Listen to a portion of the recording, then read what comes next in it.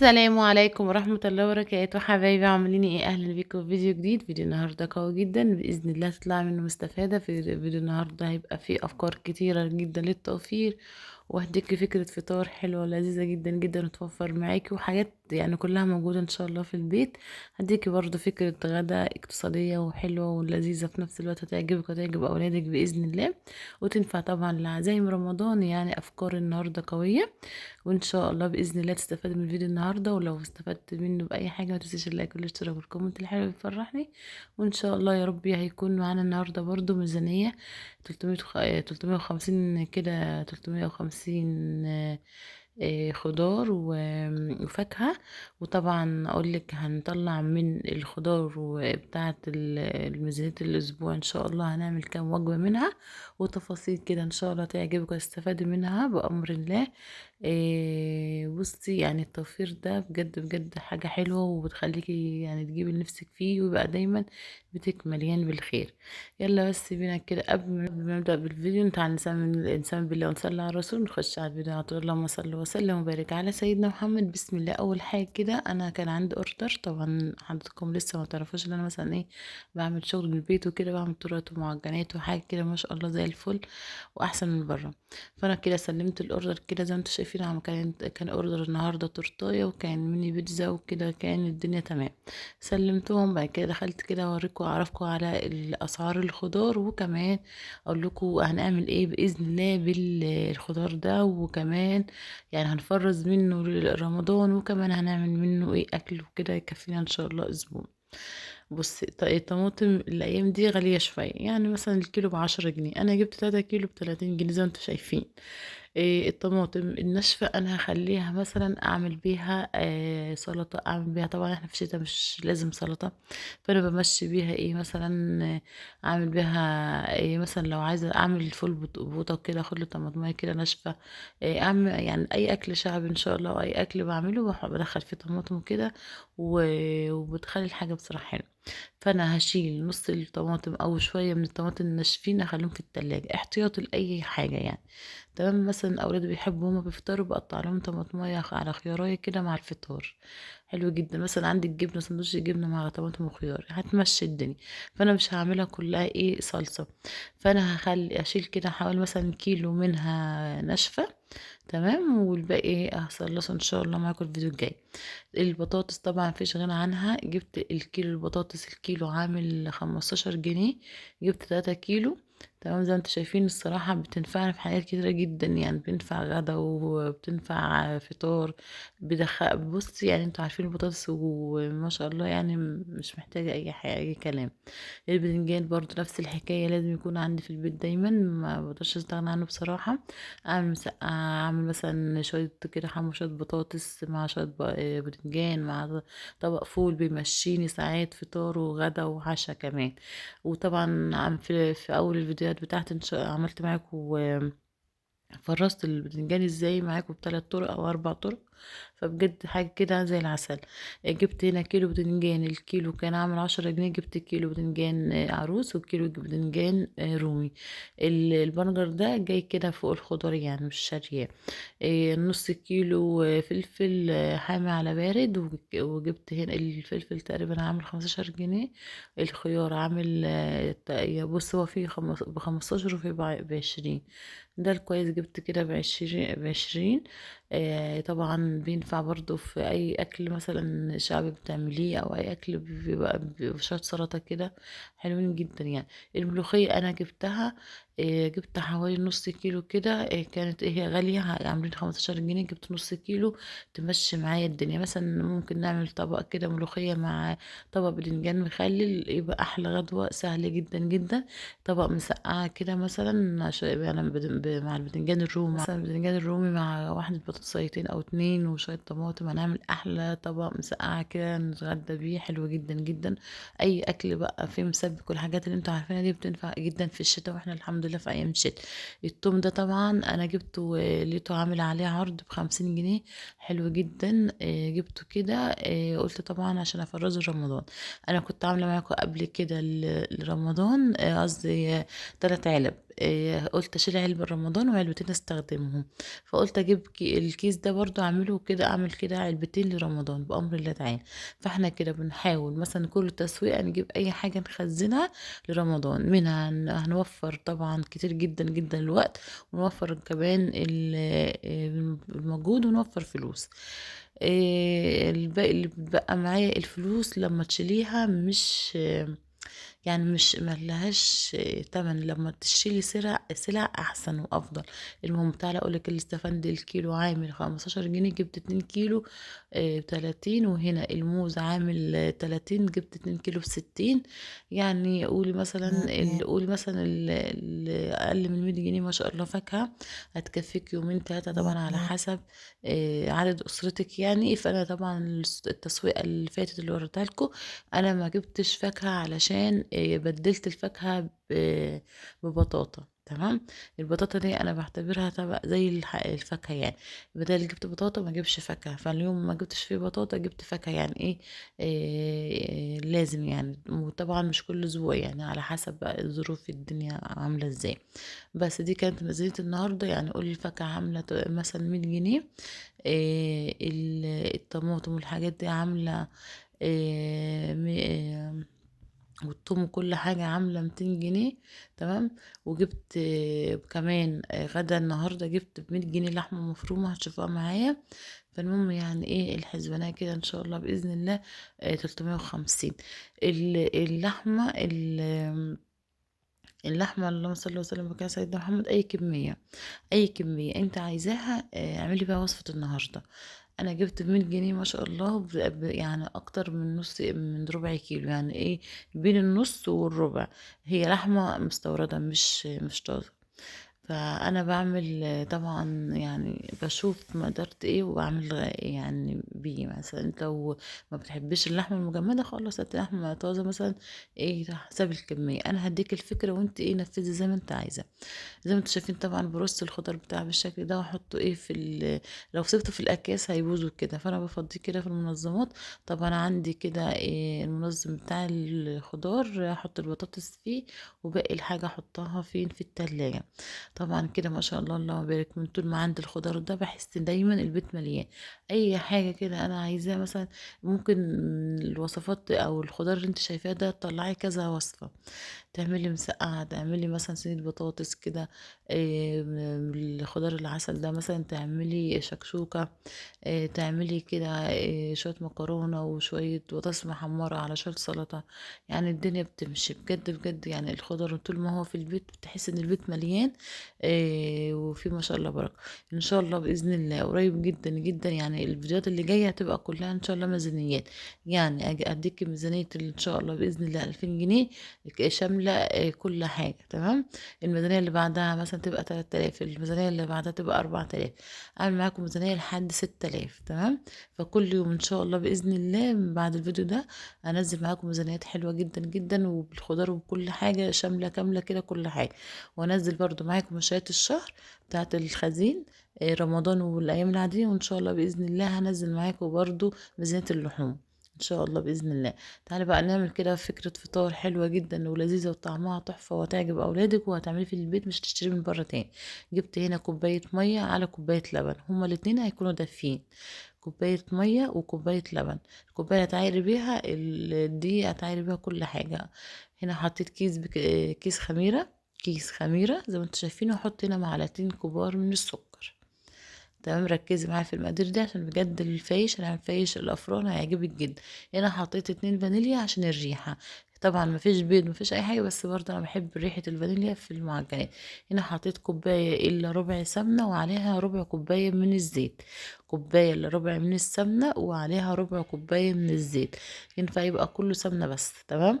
هنا حطيت معلقه كده كبيره من الكركم عشان اللون بس بتاع الفايش يطلع زي ما انت ايه عارفاه، بتاع بره بتاع الافران، حلو جدا جدا فوق متخيل. والله بامر الله هتعمل الفيش ده هيطلع احلى بكتير من بتاع بره، واطعم ولذيذ جدا. يعني هنا هنقلب المكونات كويس جدا جدا زي ما انت شايفه. وبعد كده هنحضر المواد الجافه. جبت هنا حوالي نص 500 جرام بالظبط من دي، يعني نص كيلو دي ماشي. نص كيلو دي بالظبط 500 جرام. جبت هنا معلقة كده من اللي عارفين اللهم صل وسلم وبارك على سيدنا محمد، المحلب، حطيت معلقة كبيرة، احط معلقة كبيرة كده من المحلب المطحون. انا جايباه كده ب5 جنيه، محلب مطحون من عند العطار، اي عطار عندك هاتي قول له عايزة ب5 جنيه محلب. هنا حطيت معلقتين كبار من الحمص التسالي اللي بيبقى عند بتاع ال اس ال اسمها ايه دي يا اولاد، اللي بنجيب من عندها الفول واللب والحاجات دي. حطيت هنا رشه من الملح او معلقه صغيره من الملح، وحطيت معلقه كبيره كده من البيكنج باودر. هنا ده الحمص اللي انا بقولك عليه بتاع التسالي، مش الحمص اللي احنا بتاع الكشري، لا. تروحي تجيبي 5 جنيه من عند بتاع المقلة اللب يعني، ب5 جنيه حمص. تمام كده، تطحنيه في المطحنة، تاخدي معلقة كبيرة منه او معلقتين صغيرين. انا هنا حطيت معلقتين صغيرين. تمام. بس كده قلبت المكونات مع بعض كويس زي ما انتوا شايفين، وبعد كده هنزل بالخليط السائل اللي انا عملته معاكم. الطريقة سهلة جدا جدا، والمقادير مفيش اسهل منها. وبجد هتعملي حاجة كده اللهم صل وسلم وبارك على سيدنا محمد حلوة جدا. ايه بقى لازمة الحمص يا بنت يا ام ادم؟ اللي انت حطيتيه لازمته ان هو هيديكي إيه، كأنك عاملة الفيش الصعيدي. الفيش الصعيدي اللي هو بياخد ايه، خميرة بقى ووقت كتير جدا جدا، وان شاء الله برضه اعمله معاكم بأمر الله. فده البديل. هنا طبعا حطيت السوائل، حسيت طبعا محتاجة دقيق، حطيت كده حوالي ايه ربع كوبايتين. طبعا الدقيق على حسب الدقيق اللي انت بتستخدميه يعني. مثلا ساعة ممكن ما تحتاجيش، مثلا هتلاقي الدقيق مظبوط معاكي مع السوائل اللي انت عملتيه، وممكن لا هتلاقي محتاج رشة دقيق. المهم دي احلى، دي بصراحة انا بستخدمه في المعجنات كلها وفي مشروعي كده. وطبعا المشروع هتكلم معاكم فيه والاوردرات اللي انا بعملها، بدأت ازاي وبعمل ايه وببيع بالاسعار وكل حاجة ان شاء الله بالتفاصيل المهمة هعملها معاكم بإذن الله.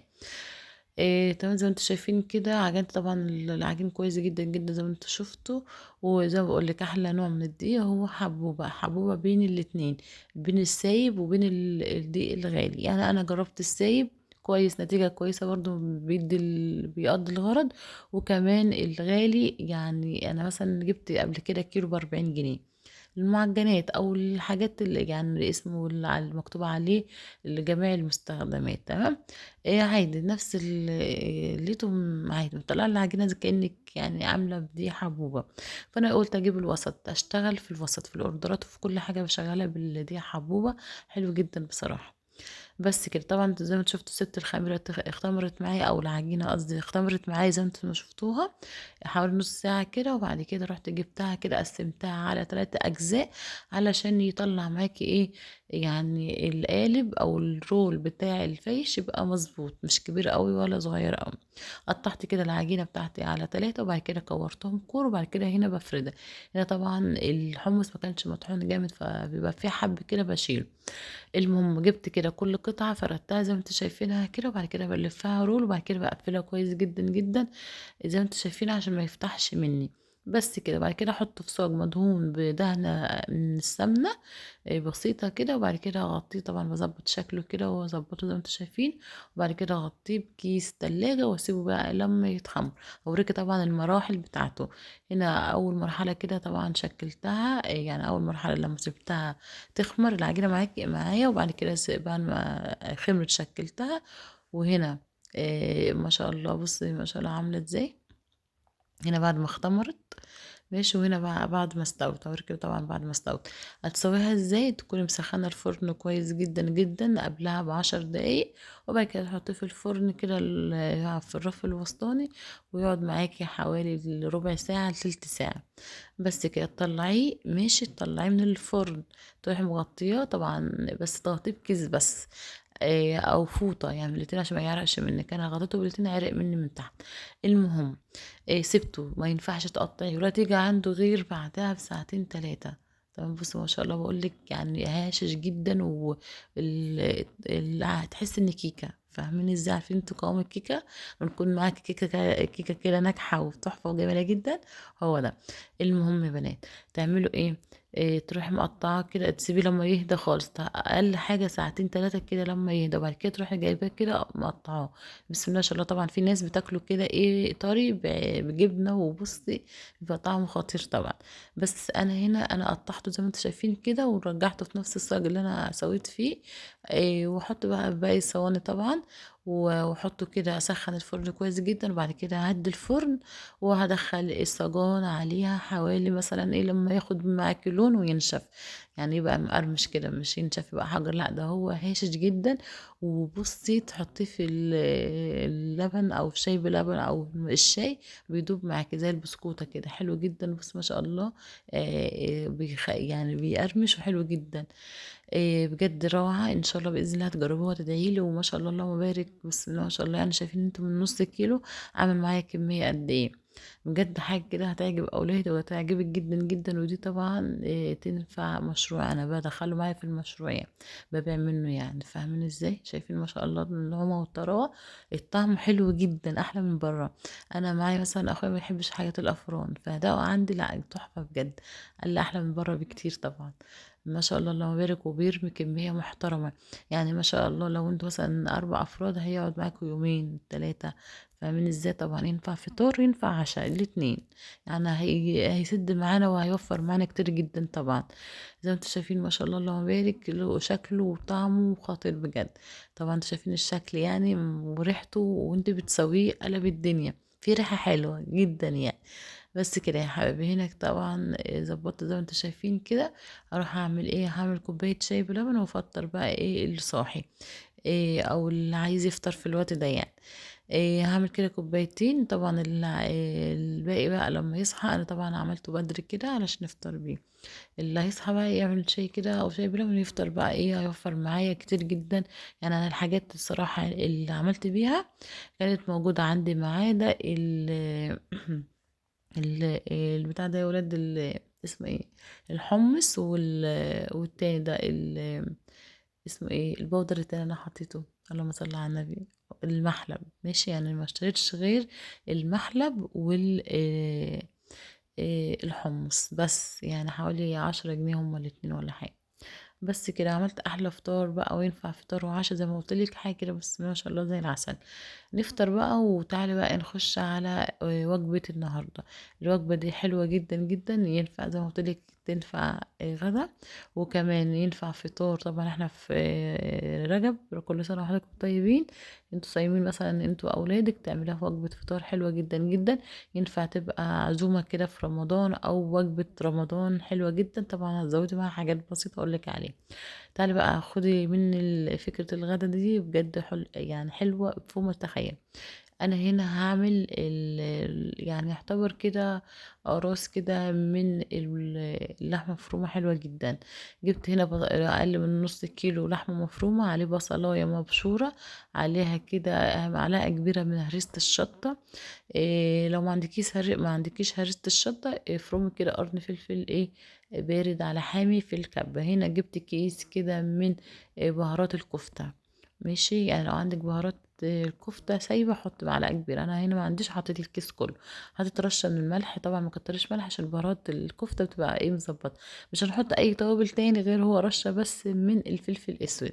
انا هنا عملت حطيت اقل من نص كيلو لحمة مفرومة، عليها بصلاية مبشورة، عليها معلقة كبيرة من هريسة الشطة، عليها كيس كامل كده من بهارات الكفتة، وحطيت رشة من الملح ورشة من فلفل اسود.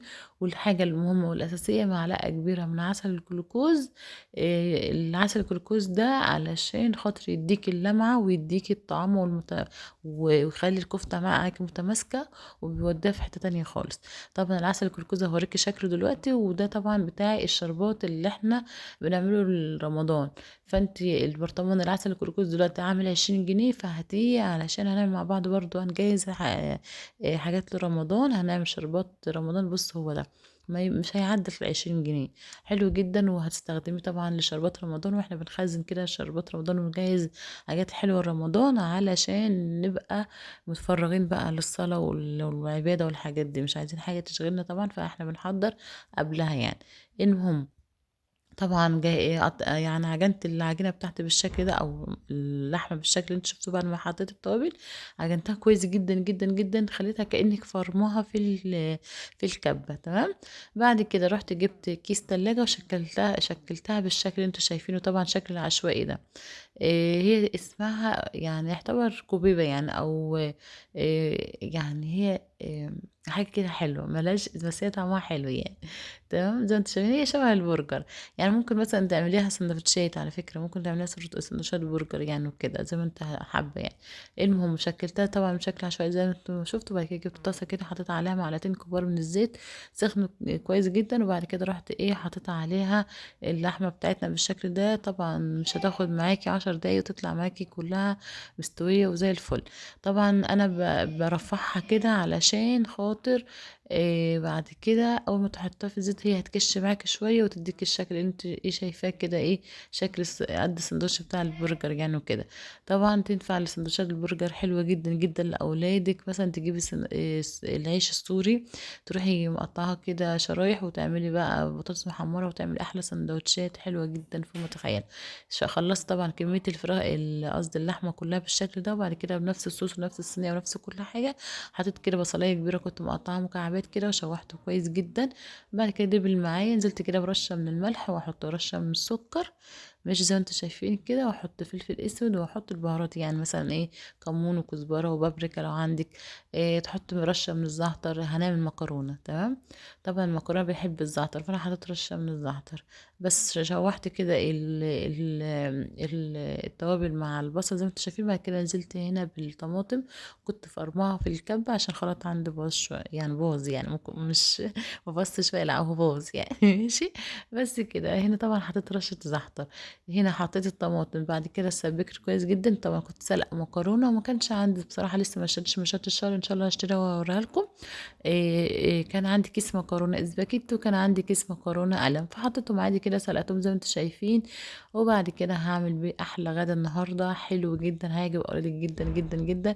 وبُصّي طبعًا لو أنتم أقل من يعني مثلًا لو أنتم 4 أفراد الأكل ده هتكفيكم يومين، فاهمة إزاي؟ يعني الكمية اللي أنتم تشوفوها معايا بتاعة اللحمة هتكفيكم يومين، يعني ما أقل من نُص كيلو لحمة ما شاء الله هتعمل معاك وجبتين حلوين جدًا، جدًا، جدًا، تمام كده، يعني مثلًا لو أكتر كمان، مثلًا كل واحد ممكن ياخد له قطعتين مع طبق مكرونة ما شاء الله حلوة جدًا يعني، بس زي ما أنتم شايفين كده طبعًا قلّبت المكرونة كويس جدًا زي ما أنتم شايفين، وبعد كده يعني هاسيبها كده 5 دقايق مع بعض يتشربوا من بعض، وبعد كده تعالي نغرف مع بعض أحلى غدا حلو جدًا، فكرة غدا، فكرة فطار في رمضان، زي ما أنتِ عايزة.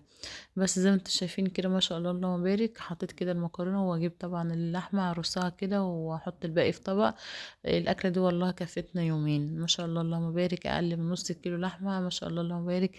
وفرت معانا كتير جدا يعني.